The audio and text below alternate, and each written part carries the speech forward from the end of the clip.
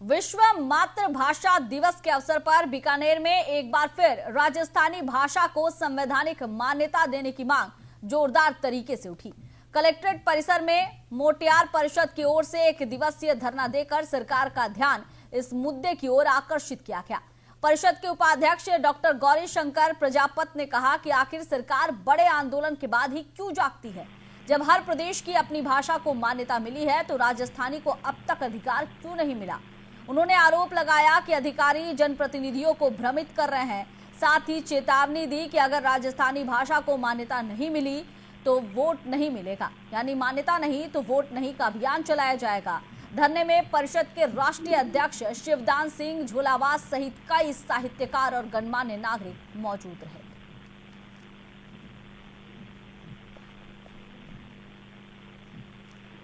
और इस पर ज्यादा जानकारी के लिए हमारे साथ फोन लाइन पर जुड़ चुके हैं संवाददाता सुरेश जैन। सुरेश, हर एक राज्य की भाषा अलग अलग देखी गई है। अगर पश्चिम बंगाल की बात करें तो वहां बांग्ला भाषा है। इसके साथ ही अगर आप साउथ में चले जाइए तो तमिल, तेलुगु, कन्नड़ अलग अलग भाषा है। तो राजस्थान में भी इसे लेकर अब धरना प्रदर्शन किया जा रहा है। कहा जा रहा है कि जब अलग अलग राज्यों की भाषाएं अलग अलग है, मान्यता प्राप्त है, तो फिर राजस्थान से इस तरह से दुर्व्यवहार क्यों किया जा रहा है? क्यों यहाँ मान्यता राजस्थानी भाषा को नहीं दी जा रही है? ये आपको बता दूं कि ये राजस्थान में भाषा के लिए काफी टाइम से आंदोलन चल रहा है, लेकिन सरकारें इस पर कोई ध्यान नहीं दे रही है, जिसके लिए आज मोटियार परिषद ने धरना प्रदर्शन किया है। क्योंकि सभी भाषाएं अलग अलग है, लेकिन राजस्थान की कोई भाषा नहीं है। उसे संवैधानिक मान्यता नहीं मिलने के कारण वहाँ पे 8वीं अनुसूची में स्थान नहीं मिल सका है, जिससे इसके अभाव में सम्मान का प्रश्न नहीं है, बल्कि अधिकारों और अवसरों का भी है। जब किसी भाषा को संवैधानिक दर्जा नहीं मिलता है तो उसका प्रभाव शिक्षा प्रणाली, प्रशासनिक उपयोग और शोध अध्ययन पर पड़ता है। राजस्थानी भाषी बच्चों को प्रारंभिक शिक्षा में अपनी मातृभाषा से वंचित रहना पड़ता है, जिससे सीखने की प्रक्रिया काफी कठिन हो जाती है।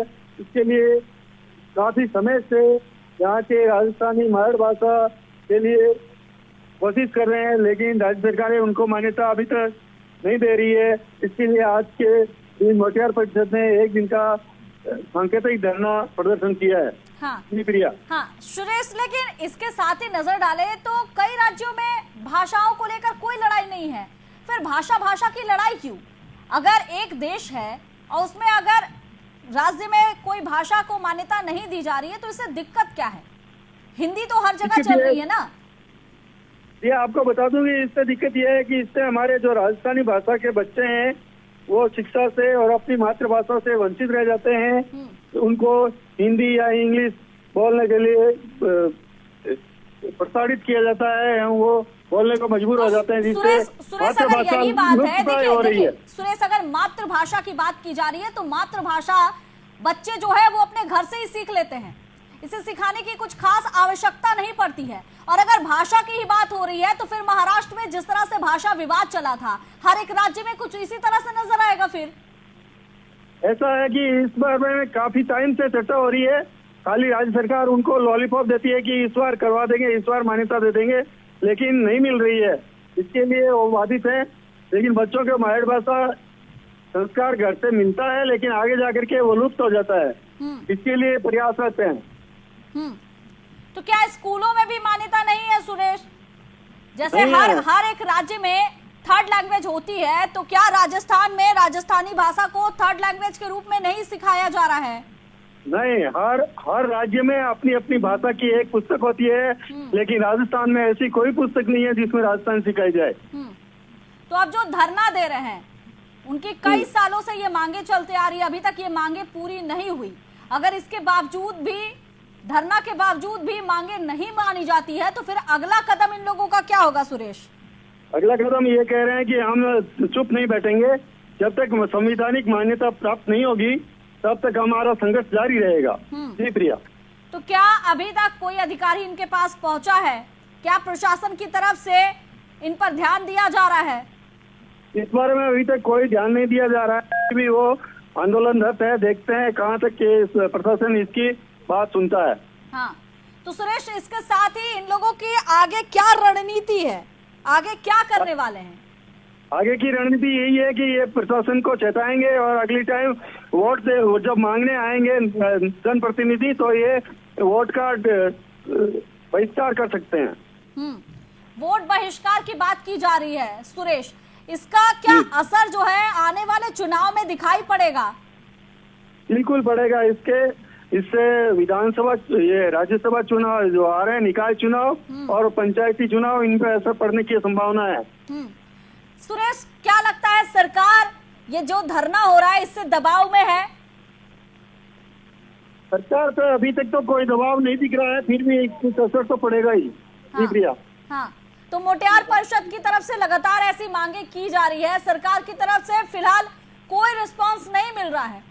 अब जो मांगे हैं वो धीरे धीरे तेज होती जा रही है। वहां के जो आम लोग हैं सुरेश, उनका क्या कुछ कहना है? क्योंकि ऐसा तो नहीं है ना कि राजस्थान में सिर्फ राजस्थानी लोग ही रहते हैं, अलग अलग भाषा जिनकी है वो लोग भी वहां रहते हैं। अब इस तरह के जब आंदोलन चलने लगेंगे तो उन्हें भी कहीं ना कहीं असुरक्षित भावना महसूस होगी कि कहीं ऐसा नहीं हो कि जो स्थिति महाराष्ट्र में नजर आ रही है वो अब राजस्थान में भी नजर आए। ऐसा नहीं है प्रिया, ऐसा है कि वो उनकी कि हमारी एक पुस्तक इसमें पाठ्यक्रम में शामिल कर दी जाए मातृभाषा की, जिससे बच्चे हमारी मातृभाषा से वंचित नहीं रहे और उन्हें आगे से आगे सीख मिलती रहे।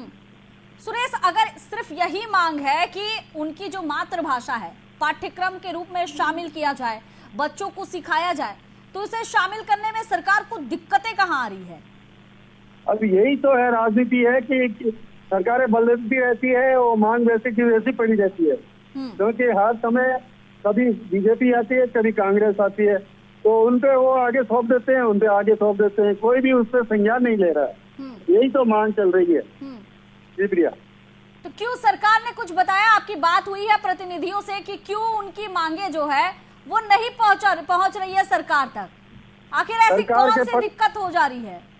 सरकार के प्रतिनिधि खाली ये आश्वासन दे देते हैं कि इस बार हम कर देंगे, इस बार हम कर देंगे, लेकिन इस पे दरअसल पे कोई काम नहीं हो रहा है। चलिए, बहुत बहुत धन्यवाद सुरेश आपका। तो ये बीकानेर से बड़ी खबर आ रही है, राजस्थान में अब जो है विश्व मातृभाषा दिवस पर धरना दिया गया और धरना में ये मांगे थी कि राजस्थानी भाषा को संवैधानिक मान्यता दी जाए। उनका कहना है कि सरकारें आती है जाती है, लेकिन इसके बावजूद भी ये मांगे नहीं मानी जा रही है। इसके साथ ही ये कहा गया कि अगर मान्यता नहीं दी जाएगी तो फिर वोट का बहिष्कार किया जाएगा। साथ ही ये भी कहा गया कि धरना ये जो है वो लगातार जारी रहेगा, लेकिन इसके बावजूद भी जो मांगे की जा रही है कि वहां के जो बच्चे हैं, राजस्थान के जो बच्चे हैं, वो अपने मातृभाषा से वंचित रह जा रहे हैं। बच्चों को थर्ड लैंग्वेज, तीसरी भाषा जो है मातृभाषा, उसकी जानकारी नहीं हो पा रही है। अलग अलग राज्यों में ये मान्यता प्राप्त है, लेकिन उसके बावजूद भी राजस्थान में राजस्थानी भाषा को मान्यता नहीं दी जा रही है। ये सबसे बड़ा सवाल खड़े कर रहा है। अब देखना है कि जिस तरह से प्रदर्शन किया जा रहा है, क्या सरकार पर दबाव पड़ पाएगा, क्या इनका आंदोलन जो है वो और तेज हो पाएगा, या सरकार इनकी मांगों के आगे घुटने टेकेगी।